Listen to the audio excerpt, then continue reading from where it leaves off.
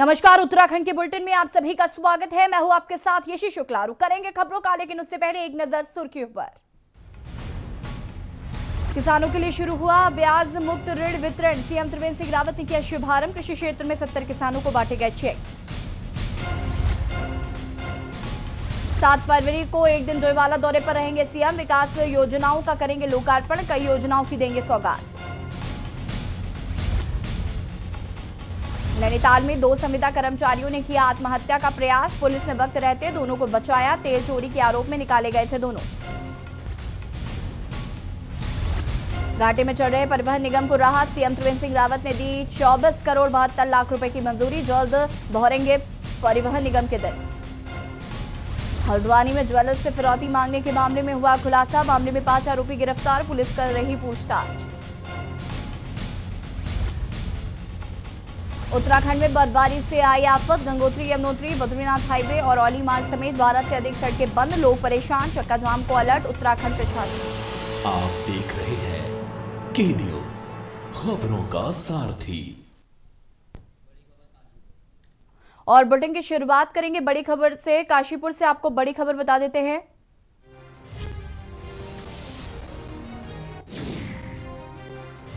Police कार्यशैली पर BJP विधायक ने उठाए सवाल। उपद्रवियों को पुलिस का नहीं रहा कोई डर। पुलिस के पास नहीं है एडवांस वेपन।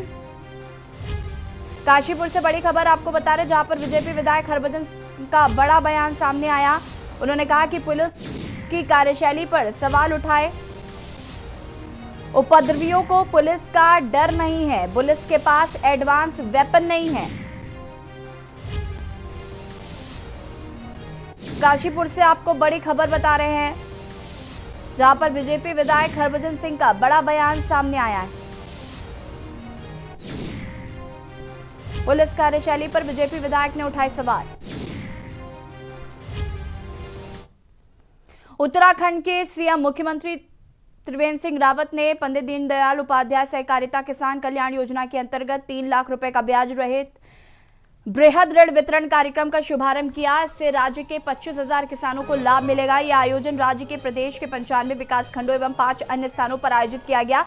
इस योजना के अंतर्गत कृषि यंत्र, मत्स्य पालन, मुर्गी पालन, मौन पालन, जड़ी बूटी पालन के क्षेत्र में लाभ दिया गया। इसके साथ ही कार्यक्रम में बहुउद्देशीय कृषि ऋण सहकारिता समितियों को कंप्यूटराइजेशन के लिए हार्डवेयर भी दिया गया। वहीं मीडिया से बातचीत में मुख्यमंत्री त्रिवेंद्र सिंह रावत ने कहा कि उत्तराखंड में सरकार किसानों को ब्याज मुक्त ऋण बांट रही है। हमारी सरकार ने पहले साल में 2% ब्याज ऋण दिया है। बहुत खुशी हो रही है सर, ये जो सरकार ने किसानों के लिए जो ऋण मुक्त लोन दिया है, इससे क्या होगा कि हम आम जनता को या किसानों को बहुत लाभ मिलता है सर। 3 लाख का जो आपको लोन मिला है सरकार की तरफ से, उससे आपको एक सबसे बड़ी जो टेंशन है कि आपको ब्याज नहीं चुकाना है। सरकार और प्रदेश सरकार की पारदर्शी नीतियों के कारण ही मुझे ये अवार्ड मिला है। और एक दूर दराज के गाँव के क्षेत्र में रहने वाला किसान, मेरी ये 40 साल की तपस्या आज सफल हुई है। और मुझे एक इस संदेश किसानों को दे रहा हूं कि कृषि के क्षेत्र में भी कुछ है। अगर कोई मेहनत से काम करेगा तो कृषि के क्षेत्र से भी आप अपने आप को बड़े मुकाम तक पहुंचा सकते हैं। देखिए, हमारे जो किसान हैं और किसानों का जिस तरह से पिछले 2 वर्षों में हमारे किसानों ने काम किया है और जो ऋण योजना हमने प्रारंभ की थी सरकार आने के बाद, उससे हमारा किसान भी प्रोत्साहित हुआ है, सरकार भी प्रोत्साहित हुई है।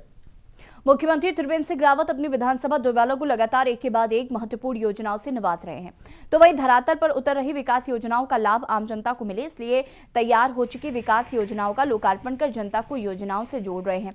7 फरवरी को मुख्यमंत्री त्रिवेंद्र सिंह रावत डोईवाला विधानसभा के थानों में सिंधवाल गांव पुल का लोकार्पण करेंगे, तो वहीं कई योजनाओं की सौगात क्षेत्रवासियों को देंगे। इस मौके पर सीएम मेढ़ावाला में एक जनसभा को भी संबोधित करेंगे। कार्यक्रम की तैयारी को लेकर सीएम के ओएसडी धीरेन्द्र पवार ने अधिकारियों के साथ कार्यस्थल का दौरा किया और तैयारियों का जायजा लिया।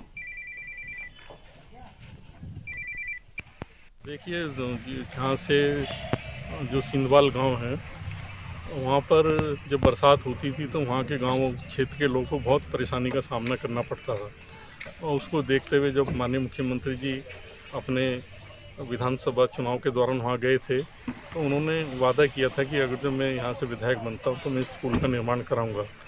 उसी की एवज में माननीय मुख्यमंत्री जी ने 7 करोड़ 78 लाख रुपए स्वीकृत करके वो पुल बनवा दिया है। उसका 7 तारीख को माननीय मुख्यमंत्री जी लोकार्पण करेंगे। कैबिनेट मंत्री हरक सिंह रावत ने कोटद्वार तहसील में पहुंचकर दीनदयाल उपाध्याय सहकारिता किसान कल्याण योजना के अंतर्गत 1 लाख से 3 लाख तक के चेक पशुपालन व कृषि के लिए बांटे। कोटद्वार तहसील में 116 चेक बांटे गए, वहीं जिले में 1509 चेक बांटे हैं। इस योजना से गरीब रेखा से नीचे जीवन यापन करने वाले कृषकों एवं उनके परिवार के सदस्यों को इस योजना का लाभ मिल रहा है। साथ ही इस योजना में ऋण शून्य ब्याज दर पर उपलब्ध है। इस योजना का लाभ पाने के लिए जिला सहकारी बैंक की निकटतम शाखा में बचत खाता खोलना होगा। खाते के माध्यम से सीसी कार्ड का लाभ मिलेगा।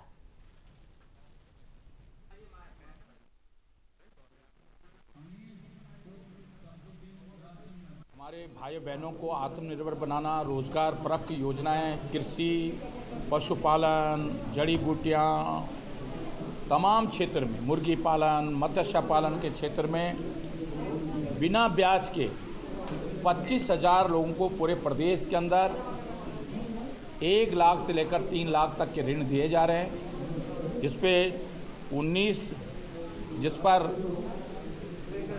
जिससे कि लोगों को रोजगार मिले। पौड़ी जनपद में 1509 लोगों को 1 लाख से लेकर 3 लाख तक के ऋण दिए जा रहे हैं, जिसपे 19 करोड़ 25 लाख रुपया ऋण के रूप में पौड़ी जनपद में दिया जाएगा। आज हमने खबर मेरी नाक से है, जहां पर जिला सहकारी बैंक पिथौरागढ़ के द्वारा दीनदयाल उपाध्याय सहकारिता किसान कल्याण शून्य ब्याज दर कृषि ऋण योजना अंतर्गत वृहद ऋण वितरण कार्यक्रम का आयोजन किया गया।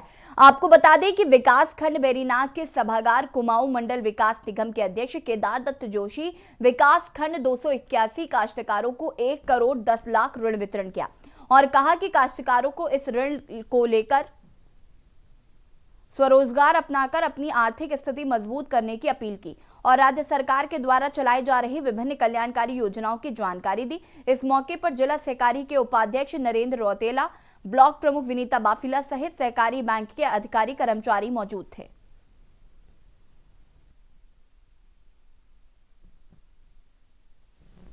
सरकार का एक ऐतिहासिक निर्णय है। किसानों की आय दुगुना करने के लिए एक साफ संदेश है। 3 लाख तक का ऋण दे रहे हैं, 1 लाख तक का कृषि के लिए, कृषि से इतर कार्यों के लिए भी हम ऋण दे रहे हैं। कोऑपरेटिव बैंक के द्वारा पंडित दीनदयाल उपाध्याय की योजना के अंतर्गत सहकारिता की मुझे पूरी आशा है कि हमारे किसान भाई इस समय 281 लोगों को आज इस विकास खंड में चेक बांटे गए हैं। खबर उत्तरकाशी से है, जहां पर आज उत्तरकाशी जिले के नौगांव ब्लॉक सभागार में पंडित दीनदयाल उपाध्याय सहकारिता किसान कल्याण योजना के अंतर्गत किसानों को शून्य दर ऋण वितरित किया गया।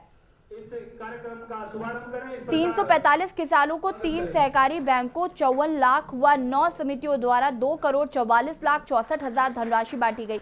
कार्यक्रम के मुख्य अतिथि राज्य मंत्री घन्नानंद ने किसानों को चेक वितरित करते हुए कहा कि सरकार किसानों के हित में बेहतर कार्य कर रही है, जिसका फायदा लोगों को मिल रहा है। सहकारी बैंक शरद चौहान ने कहा कि किसानों की आज 345 लोगों को 2 करोड़ 98 लाख 65 हजार की धनराशि बांटी गई है।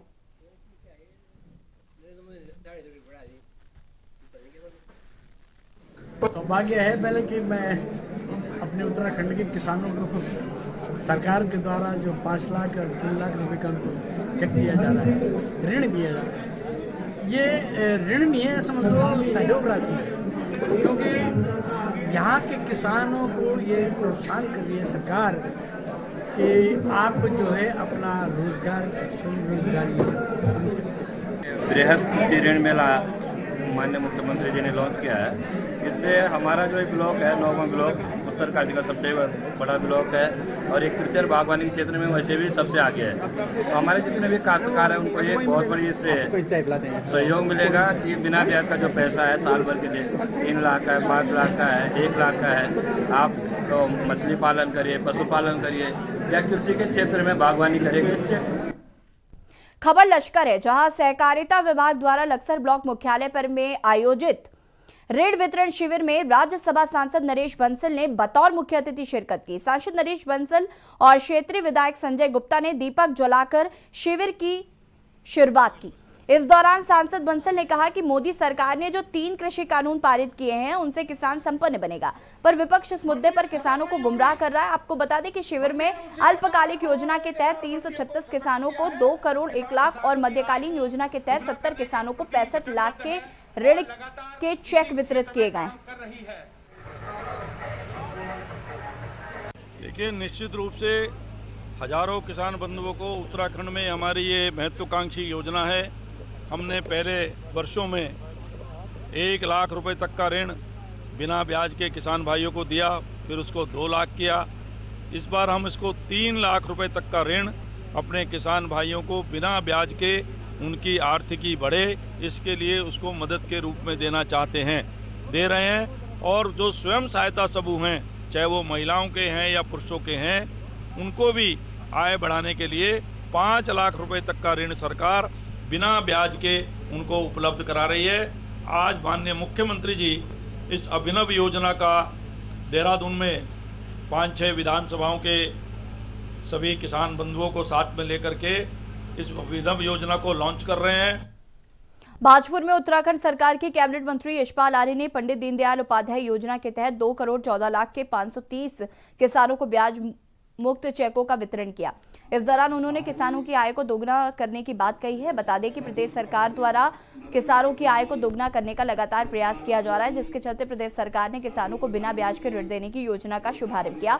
और इसी के तहत भाजपुर के ब्लॉक कार्यालय में दीनदयाल उपाध्याय सहकारिता किसान कल्याण योजना के तहत किसानों को बिना ब्याज के ऋण वितरण कार्यक्रम का आयोजन किया गया, जिसमें किसान मत्स्य पालन, जड़ी बूटी उत्पादन, मुर्गी पालन, कुक्कुट पालन, मौन पालन करने अपनी आय दोगुनी कर सकते हैं।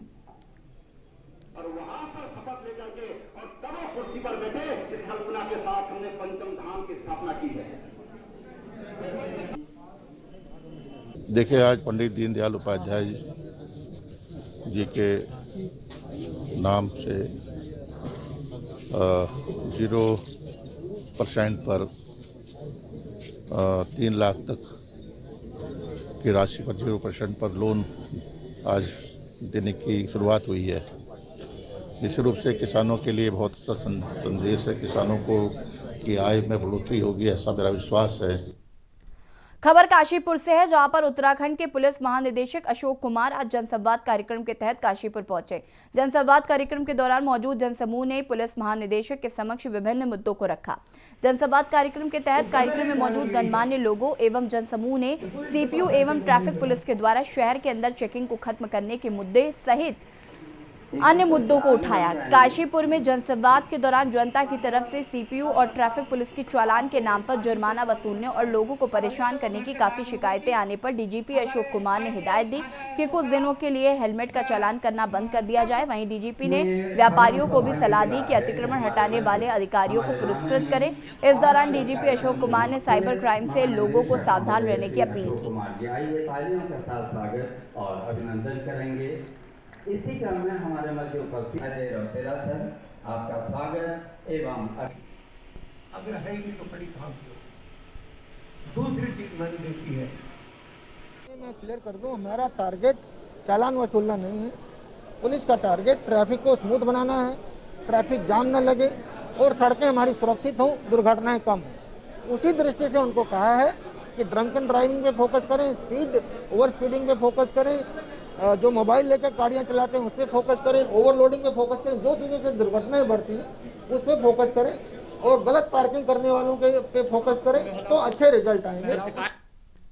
पूर्व मुख्यमंत्री हरीश रावत कुमाऊं भ्रमण के तहत बेरीनाग पहुंचे, जहां पर कांग्रेसी कार्यकर्ताओं पूर्व मुख्यमंत्री हरीश रावत का स्वागत किया। इस मौके पर कांग्रेसी कार्यकर्ताओं के साथ बैठक करते हुए कार्यकर्ताओं से एकजुट होकर कांग्रेस को मजबूत करने और 2022 में भारी बहुमत से कांग्रेस की सरकार को लाने गांव-गांव जाकर कांग्रेस की नीतियों को लोगों को बताने को कहा।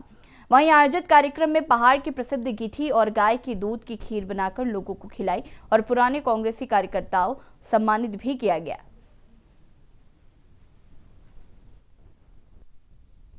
कार्यकर्ता मुझ में जोश भर रहे हैं और जिस तरीके से सब हमारे पुराने नए साथी आप देखो, जिन लोगों ने मुझे बरसों चुनाव लड़ाया, कोई चेहरा ऐसा नहीं है जो यहाँ पर नहीं आया, बल्कि मुझे बड़ा अफसोस है इस बात का कि मैं जल्दी जा रहा हूँ। यदि मुझे मालूम होता कि सब इस तरीके से आएंगे तो मैं ज़रा सा और टाइम लगाता।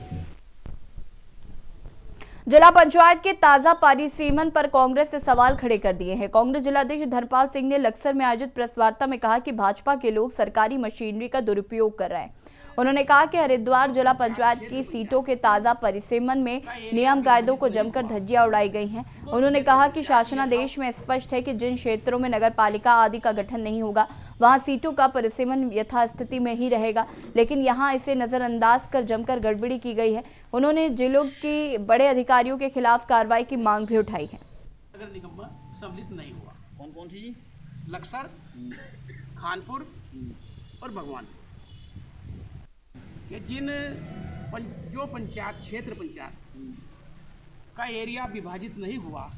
जी ने जो बात कही है वो सही कही है, क्योंकि जो ये चल रहा है अभी परिसीमन, उसमें पहले खरंजा कुतुबपुर के नाम से ही पहले सीट थी, लेकिन अभी अकोड्डा मुकरदपुर से नाम से बना दी थी। उसमें बसेड़ा और सेठपुर जोड़ दिए थे, लेकिन उसके बाद तुरंत जो दूसरी लिस्ट आई है उसमें बसेड़ी जोड़ दिए और वह गाँव हटा दिए गए हैं। प्रशासन जो बिल्कुल जो है कार्य नहीं कर पा रहा है। मैं कहना चाहता हूँ कि जो 2020 का शासनादेश है, इसमें क्लियर है कि शासनादेश के अनुसार 3 क्षेत्र पंचायतों को कतई टच नहीं किया जाएगा, वो यथावत रहेंगी।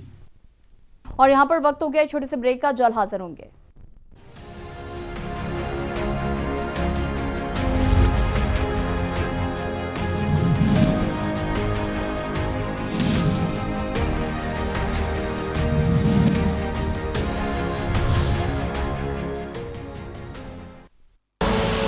आप देख रहे हैं के न्यूज, खबरों का सारथी। आपने जब सवा करीम के बाद आप आए, जिस तरह से आप छा से गए, आपके बाद कोई और विकेट कीपर दुनिया के बीच में आया ही नहीं। बहुत अच्छा दौर था और एक मुझे लंबा दौर मिला भारत के लिए विकेट कीपिंग करने के लिए। जिस तरह से MS धोनी के रिटायरमेंट के बाद कहीं ना कहीं विकेट कीपिंग में थोड़ा सा एक वो होल आ गया है, इसको फिलअप करने में टाइम लग रहा है। बिल्कुल लाजवाब, जितनी तारीफ की जाए महेंद्र सिंह धोनी की उतनी कम है। ऋषभ पंत के साथ आप कैसा देखते हैं? ऋषभ पंत अभी यंग है और जिस हिसाब से उनकी बैटिंग तो बहुत अच्छी, लेकिन विकेट कीपिंग अभी भी काम करने की जरूरत है। टीम मैनेजमेंट के ऊपर है कि उनको बल्लेबाज विकेट कीपर चाहिए और विकेट कीपर बल्लेबाज चाहिए। वो टीम मैनेजमेंट के ऊपर निर्भर करता है, टीम कॉम्बिनेशन के ऊपर निर्भर करता है।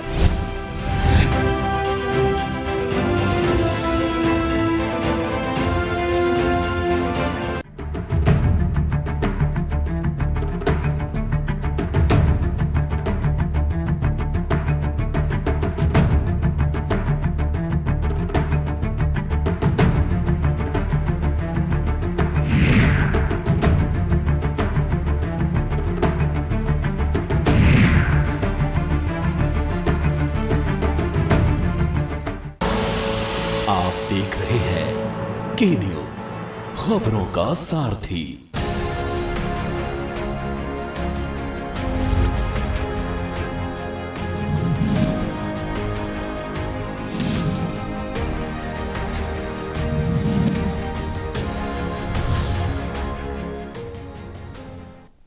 ब्रेक के बाद एक बार फिर से आप सभी का स्वागत है। पूरे देश में चल रहे किसानों के चक्का जाम को लेकर प्रशासन सतर्क है। वहीं डोईवाला में ऐसा कोई मामला सामने नहीं आया, बल्कि यहां पर नेताओं ने चक्का जाम नहीं किया और संयुक्त किसान मोर्चा ने सांकेतिक धरना देकर प्रदर्शन किया।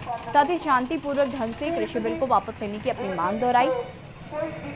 वहीं इस प्रदर्शन में कांग्रेस जिलाध्यक्ष गौरव चौधरी, यूकेडी नेता शिव प्रसाद सेबाल, किसान कांग्रेस अध्यक्ष उमेद बोरा के साथ संयुक्त किसान मोर्चा के कई पदाधिकारी मौजूद रहे। पूरे हिंदुस्तान में कोरोना काल में हर गुरुद्वारे से प्राइवेट। भाजपुर में सोशल मीडिया पर हुई बहस ने खूनी संघर्ष का रूप ले लिया। विवाद इतना बढ़ गया कि 2 पक्षों के 4 लोग गंभीर रूप से घायल हो गए।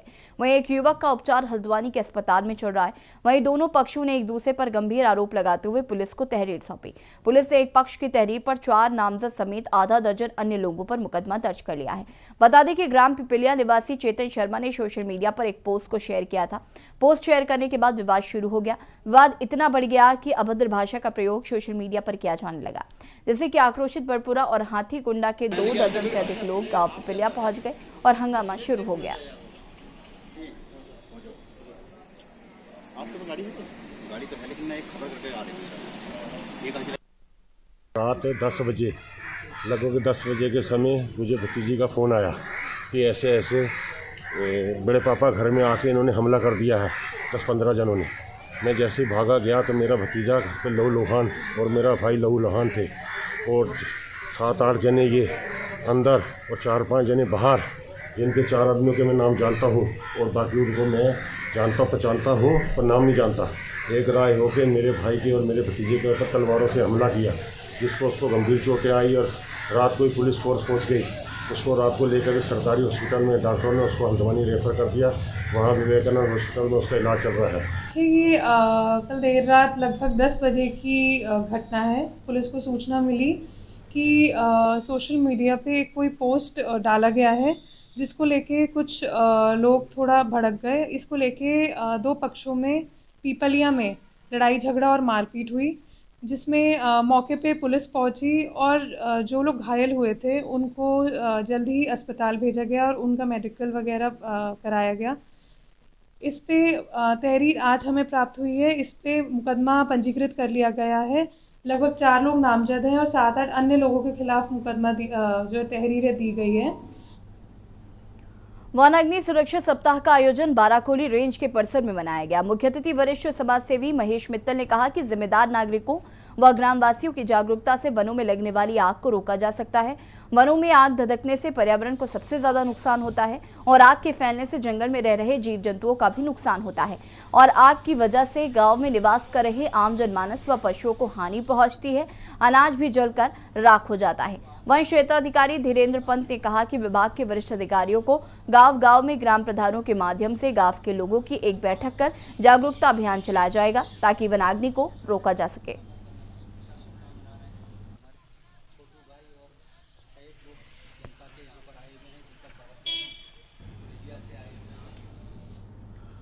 उत्तराखंड के बुलेटिन में फिलहाल इतना ही। देखते रहिए के न्यूज़ इंडिया। नमस्कार।